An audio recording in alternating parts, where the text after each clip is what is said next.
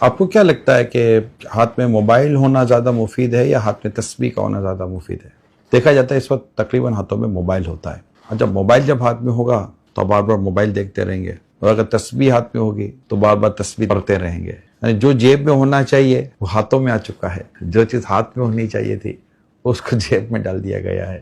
تجربہ شرط ہے، کر کے دیکھیں، موبائل جیب میں رکھیں، ہاتھ میں تسبیح رکھیں، فنگر کاؤنٹر انگلی میں رکھیں، اور پھر دیکھیے جتنی بار بار موبائل دیکھنے کا دل کرتا ہے نا، اس سے زیادہ آپ کو تسبیح پڑھنے کا دل کرے گا، اور انشاءاللہ ٹینشن سے بچیں گے، اسٹریس سے بچیں گے۔ تو گاڑی کی چابی ہو یا کوئی اور آپ کے پاس کی چین ہو، اس کو جیب میں رکھیں، ہاتھ میں تسبیح رکھیں، انشاءاللہ تعالی زبردست انداز سے تسبیحات پڑھنے کا آپ کا دل کرے گا۔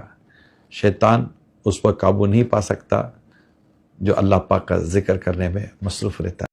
امام حسین رضی اللہ تعالیٰ عنہ دن اور رات میں 1000 رکعت نفل نماز پڑھا کرتے تھے۔ ہم سے فرض ادا نہیں ہو رہا، جماعت سے نماز نہیں پڑھی جا رہی ہے۔ اے امام حسین کے دیوانوں، اے امام حسین سے محبت کرنے والوں، تمہیں میں کربلا کی اس گھڑیوں کا واسطہ دیتا ہوں کہ جہاں پر امام علی مقام امامت کر رہے اور آپ کے پیچھے نماز با جماعت ادا کی جا رہی ہے، خدا را نمازیں پڑھو۔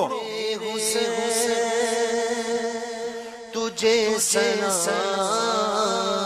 میرے حسین۔ مساجد بند ہو رہی ہیں، وجہ ہم بے نمازی ہونے کی وجہ سے، ان میں دین سے دوری کی وجہ سے، اور دنیا بھر کے مسلمانوں کو میں جھنجھوڑنے کی کوشش کر رہا ہوں۔ خدا را اٹھو اور مسجد کی طرف جائیں۔ اب درس مسجد میں دیں گے، مسجد آباد ہوگی۔ اب بیان مسجد میں کریں گے، مسجد آباد ہوگی۔ اعتکاف کے نیت سے مسجد میں رہیں گے، مسجد آباد ہوگی۔ تہجد مسجد میں ہو رہی ہے، اشراق چاند مسجد میں ہو رہی ہے، اوابین کے نوافل مسجد میں ہو رہے ہیں، مسجد آباد ہو رہی ہے۔ اور اللہ کے گھر کو وہی آباد کرتے ہیں جو اللہ اور قیامت کے دن پر ایمان رکھتے ہیں۔ پیارے آقا صلی اللہ علیہ وسلم فرماتے ہیں بے شک اللہ کے گھروں کو آباد کرنے والے ہی اللہ والے ہیں۔ نمبر 2، جو مسجد سے محبت کرتا ہے اللہ پاک اسے اپنا محبوب بنا لیتا ہے۔ نمبر 3، جب کوئی بندہ ذکر یا نماز کے لیے مسجد کو ٹھکانہ بنا لیتا ہے تو اللہ پاک اس کی طرف نظر رحمت فرماتا ہے۔ میں یہی کہہ رہا تھا کہ اس وقت ہمارے دور میں یہ حال ہے۔ میں اس وقت 56 سال کی میری کم و بیش عمر ہو گئی، آپ اس سے کوئی 55 سال کے، 50 سال کے، 40 سال کے، ہماری اولاد 20 سال، 30 سال، 25 سال کی ہماری اولاد ہے۔ آج ہم جو دیکھ رہے ہیں، ہمیں جو پتا ہے، اور جو آج اس وقت ہم جو حالات دیکھ رہے ہیں، آپ سوچئے کہ جب ہمارے بچے 50-60 سال کے ہوں گے اس وقت کا حال کیا ہوگا، اور جو ہمارے پوتے اور ہمارے نواسے جن چھوٹی چھوٹی 5-5، 6-6 سال کی عمروں کے ہیں، جب یہ 20، 25، 30 سال یا 40 سال کے ہوں گے اس وقت کیا حال ہوگا، اس وقت کیا تباہی ہوگی، کیا بے حیائی ہوگی، کیا دین سے دوری کا حال ہوگا۔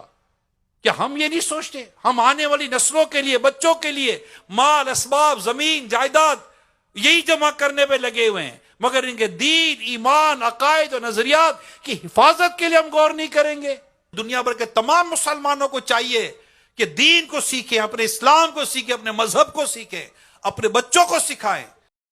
لڑکا لڑکی دونوں نیک تھے، دونوں کی شادی ہو گئی۔ اس سے اپنی بیوی کے ساتھ اپنی بات شیئر کی کہ اگر ہم اس طرح ادھار لیتے ہیں، انویسٹمنٹ کرتے ہیں تو ہمیں یوں ملے گا۔ تھوڑی سی ڈسکس کے بعد تھوڑا سا بات بولی کہ اس میں تو انٹرسٹ ہے۔ اب لڑکا پیچھے ہٹا، یار سود میں نہیں جانا۔ لیکن اب عورت ہوتی ہے، وہ اپنے شوہر کا ذہن بنانے لگی، اکسایا تو وہ اکسانے میں آ گیا، اور اس نے وہ ڈیل کر لی جو اس کو انٹرسٹ کی طرف لے گئے، سود کی طرف لے گئے۔ پیسے آنے شروع ہو گئے، فرنیچر چینج ہوا، کپڑوں کی خریداری ہوئی، شاپنگ بھی اچھی ہونے لگی۔ کچھ ہی مہینوں کے بعد کمپنی ڈیفالٹر ہو گئی، اور اس کا نتیجہ نکلا کہ اس کی آمدنی بند ہو گئی۔ اب اس نے جس سے قرضہ لیا تھا اب وہ تقاضا کرے بھائی ہمارے پیسے واپس کرو۔ دونوں میاں بیوی میں لڑائی شروع ہو گئی، اتنی لڑائی بڑی، مرد نے اپنی بیوی کو طلاق دے دی۔ اس گھر کی تباہی میں سود نے اپنا کردار ادا کیا۔ میں نے اسے ایک نتیجہ نکالا کہ گھر کے خراب ہونے میں، اخلاقیات کے خراب ہونے میں، انڈرسٹینڈنگ کے برباد ہونے میں حرام روزی کا بہت بڑا رول ہے۔ ہم اس کو شاید سمجھتے نہیں ہیں۔